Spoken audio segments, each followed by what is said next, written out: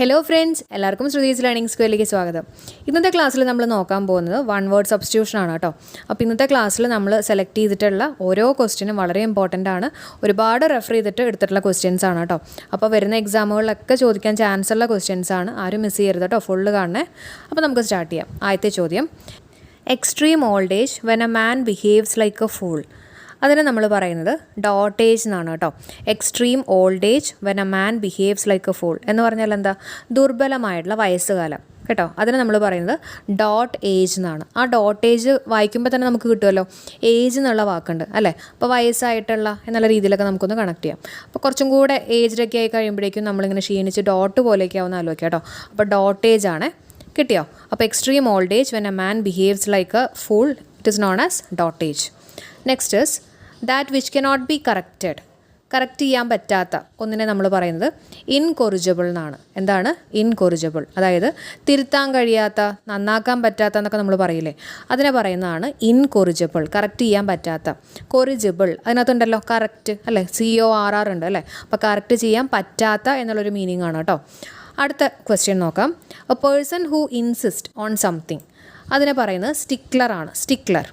A person who insist on something എന്ന് പറഞ്ഞു കഴിഞ്ഞാൽ എന്തെങ്കിലും ഒരു കാര്യത്തിൽ നിർബന്ധം പിടിക്കുന്ന ഒരാളെ, അയാളെ നമ്മൾ പറയുന്നത് സ്റ്റിക്ലർ എന്നാണ്. അപ്പോൾ അങ്ങനെ നിർബന്ധം പിടിക്കുക എന്ന് പറഞ്ഞാൽ അതിൽ നമ്മളിങ്ങനെ സ്റ്റിക്ക് ചെയ്ത് നിൽക്കുമെന്ന് പറയില്ലേ, സ്റ്റിക്ക് ചെയ്യുക, ഒട്ടിപ്പിടിച്ച് നിൽക്കുകയാണ് കേട്ടോ. നിർബന്ധം പിടിച്ച് നിൽക്കുകയാണ്, ഒട്ടിപ്പിടിച്ച് നിൽക്കുക എന്നൊക്കെ വേണമെങ്കിൽ ഒന്ന് കണക്ട് ചെയ്യാം. ഓക്കെ, അപ്പോൾ അതിനെ പറയുന്നത് സ്റ്റിക്ലർ എന്നാണ്. കിട്ടിയല്ലോ? അടുത്ത് നോക്കാം. State in which the few govern the many, അതിനെ പറയുന്നത് ഒളിഗാർക്കി. വളരെ ഇമ്പോർട്ടൻ്റ് ആണ്. സ്റ്റേറ്റ് ഇൻ വിച്ച് വെറുതെ ഫ്യൂ അല്ല, ദ ഫ്യൂ ആണ് കേട്ടോ. അപ്പോൾ കുറച്ചുണ്ട് കേട്ടോ.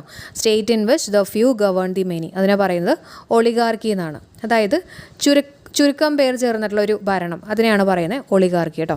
അപ്പോൾ ചുരുക്കം എന്നൊക്കെ പറയുമ്പോൾ, ദ ഫ്യൂ എന്നൊക്കെ പറയുമ്പോൾ കുറച്ച് അല്ലേ. അപ്പോൾ നമുക്ക് വേണമെങ്കിൽ ഒള്ളിയായിട്ടൊന്ന് കണക്ട് ചെയ്യാമല്ലോ. ഒള്ളി, ദ ഫ്യൂ എന്നൊക്കെ പറയുമ്പോൾ ഒള്ളി, അങ്ങനെ ഒളിഗാർക്കി ആയിട്ടൊന്ന് ഓർത്ത് വയ്ക്കുക കേട്ടോ. State in which the few govern the many, oligarchy. അടുത്ത് നോക്കാം.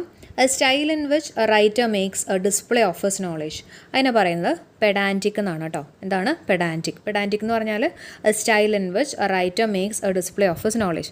ഈ പെഡാൻറ്റിക് പേഴ്സൺ എന്നൊക്കെ പറഞ്ഞു കഴിഞ്ഞാൽ നമ്മൾ മുമ്പ് ഒരു ക്ലാസ്സിൽ പറഞ്ഞിട്ടുണ്ടായിരുന്നു എറുഡൈറ്റ് എന്ന് പറഞ്ഞിട്ട്. എന്തായിരുന്നു എറുഡൈറ്റ്?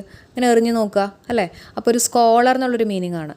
അതായത് ഭാഷാ പണ്ഡിതൻ എന്നൊക്കെ വേണമെങ്കിൽ നമുക്ക് പറയാം കേട്ടോ.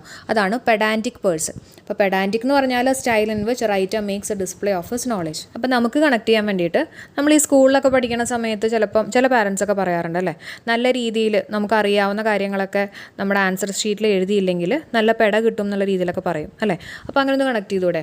എന്താ? Style in which writer makes a display of his knowledge. ആ നോളേജ് നല്ല രീതിയിൽ പ്രകടിപ്പിച്ചില്ലെങ്കിൽ, ഡിസ്പ്ലേ ചെയ്തില്ലെങ്കിൽ പെട കിട്ടും എന്നുള്ള രീതിയിൽ ആലോചിക്കാം കേട്ടോ. So that is pedantic. Okay, അപ്പോൾ ഒന്നുകൂടെ നമുക്കൊന്ന് വേഗം നോക്കാം. Extreme old age when a man behaves like a fool, എന്താ പറയുക? ഓൾഡ് ഏജ് ആണ്. അപ്പോൾ നമ്മുടെ ഏജ് വെച്ചിട്ട് തന്നെ ഡോട്ട് ഏജ് അല്ലേ. ഇനി that which cannot B corrected, correct ചെയ്യാൻ പറ്റാത്ത, അതിനെന്താ പറയുക? ഇൻകൊറിജിബിൾ എന്ന് പറയും. A person who insist on something, അതിനെന്താ പറയുക? സ്റ്റിക്ലർ എന്ന് പറയും. സ്റ്റിക്ക് ചെയ്ത് നിൽക്കുന്ന ഒരാളല്ലേ, സ്റ്റിക്ലർ എന്ന് പറയും. State in which the few govern the many, the few ആണ്. അപ്പോൾ കുറച്ചാണ്, ഒള്ളി എന്നുള്ള രീതിയിൽ ആലോചിക്കുക. ഒളിഗാർക്കിയാണ്. A style in which a writer makes a display of his knowledge, അതിനെ പറയുന്നത് പെഡാൻറ്റിക്. അടുത്തത് നോക്കാം.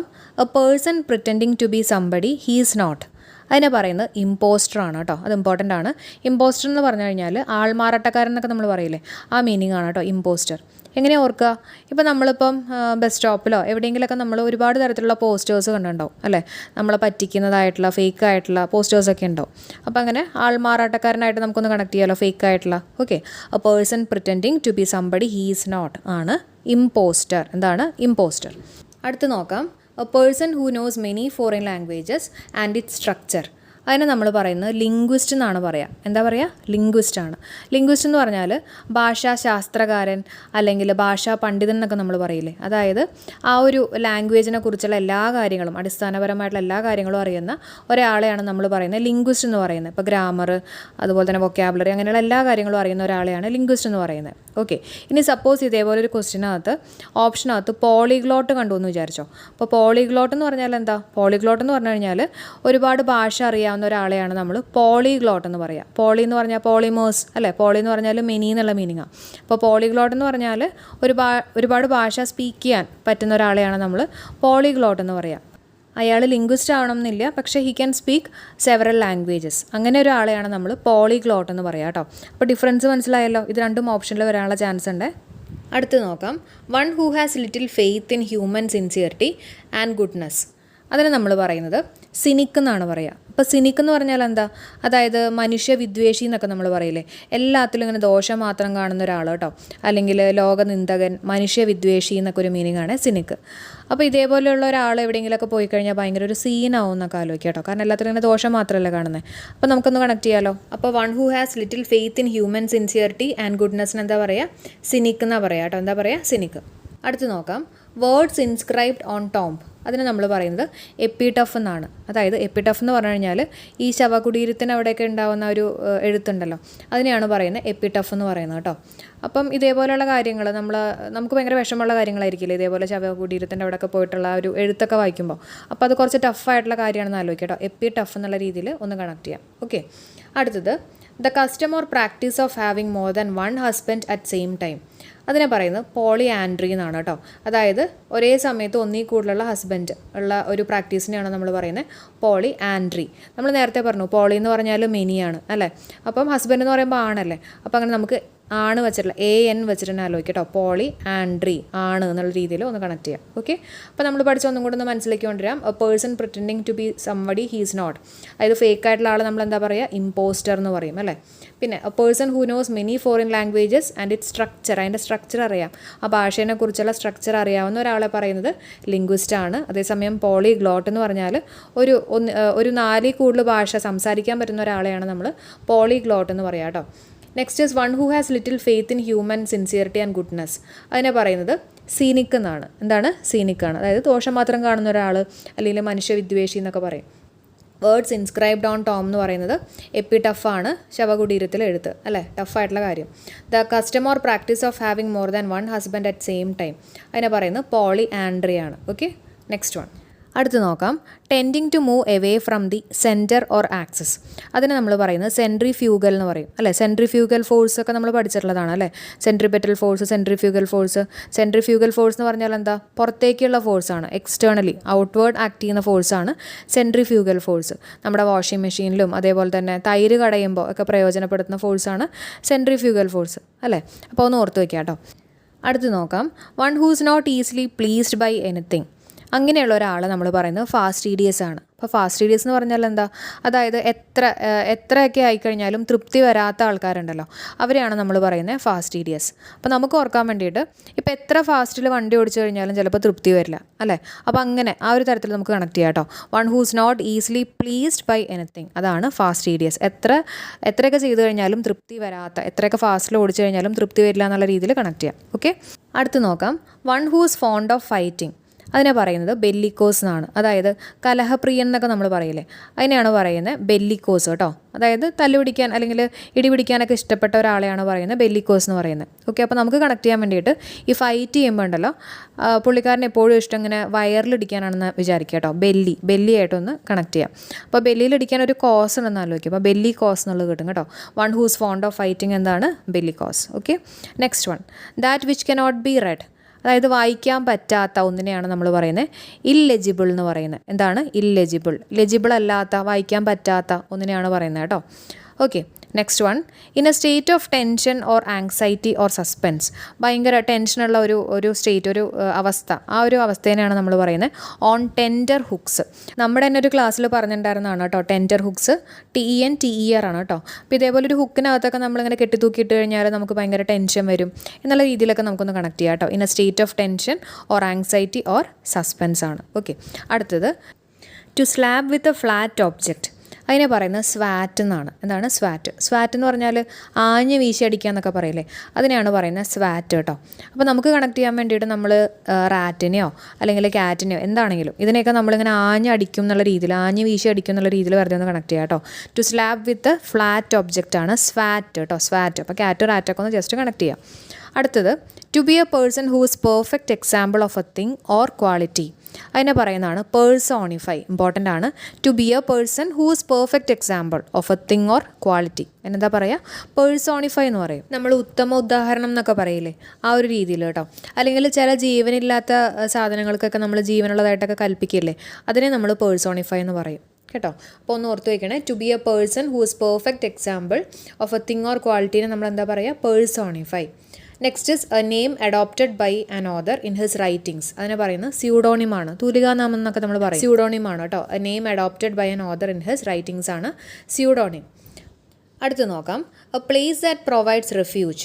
അതിനെ പറയുന്നത് അസൈലം എന്നാണ്. അസൈലം എന്ന് പറഞ്ഞാൽ അഭയം നൽകുന്ന സ്ഥലം എന്നൊക്കെയാണ് അസൈലത്തിൻ്റെ മീനിങ് കേട്ടോ. അപ്പോൾ അഭയം, അസൈലം എന്നൊക്കെ ഏതാണ്ട് ഒരേപോലെയല്ലേ? അസൈലം, അഭയം ഓർത്ത് വയ്ക്കുക കേട്ടോ. ഇനി പറയാൻ പോകുന്ന 4 എണ്ണം ഭയങ്കര ഇമ്പോർട്ടൻ്റ് ആണ് കേട്ടോ. എല്ലാവരും പഠിക്കണേ. ആദ്യത്തെ, parts of a country behind the coast or A reverse bank. അതിനെയാണ് പറയുന്നത് ഹിൻഡർലാൻഡ്. എന്താണ് ഹിൻഡർലാൻഡ്? ഒരു ഉൾനാട് എന്നൊക്കെ നമ്മൾ പറയില്ലേ, ഈ തീരപ്രദേശങ്ങളുടെയൊക്കെ ഒരു പശ്ചാത്തല പ്രദേശം എന്നൊക്കെ പറയും. ആ ഒരു ഒന്നിനെയാണ് നമ്മൾ പറയുന്നത് ഹിൻഡർലാൻഡ് കേട്ടോ. അപ്പോൾ ഉൾനാട് എന്നൊക്കെ പറയുമ്പോൾ കുറച്ച് ഉള്ളിലേക്കല്ലേ, അപ്പോൾ എന്തെങ്കിലുമൊക്കെ ഇങ്ങനെ തടസ്സപ്പെടുത്തിയിട്ടുണ്ടാവും അല്ലേ, ഹിൻഡർ ചെയ്തിട്ടുണ്ടാവും. അങ്ങനെ നമുക്ക് ഹിൻഡർലാൻഡ് എന്നുള്ള രീതിയിലൊന്ന് കണക്ട് ചെയ്യാമല്ലോ. ഓക്കെ, അപ്പോൾ parts of a country behind the coast or rivers ബാങ്ക്സിന് നമ്മൾ എന്താ പറയുക? ഹിൻഡർലാൻഡ് കേട്ടോ. HINT ആണ്. അടുത്ത് നോക്കാം, ഇസ്തുമസ് ആണ്. ഇസ്തുമസ് എന്ന് പറഞ്ഞാൽ a narrow strip of land with sea on either side forming a link between 2 larger areas of land. പ്രത്യേകിച്ച് ഒന്നുമില്ല, അതായത് 2 ഭൂഭാഗങ്ങളെ യോജിപ്പിക്കുന്ന ഒരു കരയിടുക്ക് എന്നൊക്കെ നമ്മൾ പറയും അല്ലേ. അതിനെയാണ്, കരയിടുക്കിനെയാണ് നമ്മൾ പറയുന്നത് ഇസ്തുമസ് എന്ന് പറയാം കേട്ടോ. അപ്പോൾ നമുക്ക് കണക്ട് ചെയ്യാൻ വേണ്ടിയിട്ട് ഇസ്തുമസ് എന്ന് പറയുമ്പോൾ ക്രിസ്മസ് എന്ന് ആലോചിക്കാം. Okay, Christmas. അപ്പോൾ ക്രിസ്മസിനൊക്കെ നമ്മൾ ഒരു ലാൻഡിൽ നിന്ന് വേറെ ലാൻഡിലേക്കൊക്കെ പോകില്ലേ, നമ്മുടെ റിലേറ്റീവ്സിൻ്റെ വീട്ടിലേക്കൊക്കെ പോകില്ലേ. അപ്പോൾ അങ്ങനെ നമുക്കൊന്ന് കണക്ട് ചെയ്യാം. A narrow strip of land which act as A link between 2 larger areas of land കേട്ടോ. 2 ലാർജർ ഏരിയാസ് ഓഫ് ലാൻഡിൻ്റെ ഇടയിൽ ആക്ട് ചെയ്യുന്ന ഒരു narrow strip of land. Okay, അപ്പോൾ അങ്ങനെ ഒന്ന് കണക്ട് ചെയ്ത് വയ്ക്കുക കേട്ടോ. ഇനി അടുത്ത് നോക്കാം, ആർക്കിപെലാഗോ. വളരെ ഇമ്പോർട്ടൻ്റ് ആണ്.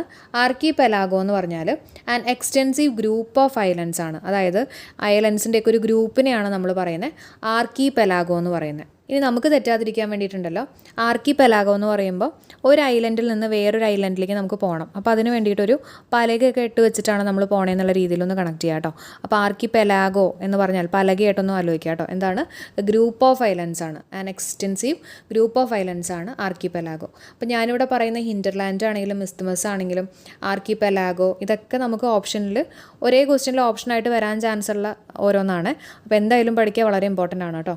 അടുത്തത് സ്വാംസ് ആണ്. സ്വാംസ് എന്ന് പറഞ്ഞാൽ an area of low lying uncultivated ground where water collects. അതായത് ഈ ചതുപ്പ് നിലയം എന്നൊക്കെ പറയില്ലേ, അതിനെയാണ് സ്വാംസ് എന്ന് പറയുന്നത്. അപ്പോൾ എങ്ങനെ ആലോചിക്കുക, ഇതേപോലെയുള്ള ചതുപ്പ് നിലയത്തിലൊക്കെ വെള്ളമൊക്കെ ഇങ്ങനെ കെട്ടി നിൽക്കുന്ന ചതുപ്പ് നിലയത്തിൻ്റെ അവിടെയൊക്കെ പാമ്പുണ്ടെന്ന് ആലോചിക്കുക കേട്ടോ. സ്വാമ്പ്, പാമ്പ് കേട്ടോ. അപ്പോൾ അങ്ങനെ ഒന്ന് കണക്ട് ചെയ്യാം. സ്വാമ്പ് എന്ന് പറഞ്ഞാൽ ചതുപ്പ് നിലയമാണ്. An area of low lying uncultivated ground where water collects. Okay, അപ്പോൾ നമ്മൾ ഇത്രയും നേരം പഠിച്ചിട്ടുള്ള കാര്യങ്ങൾ നമുക്കൊന്ന് വേഗം റിവൈസ് ചെയ്യാം.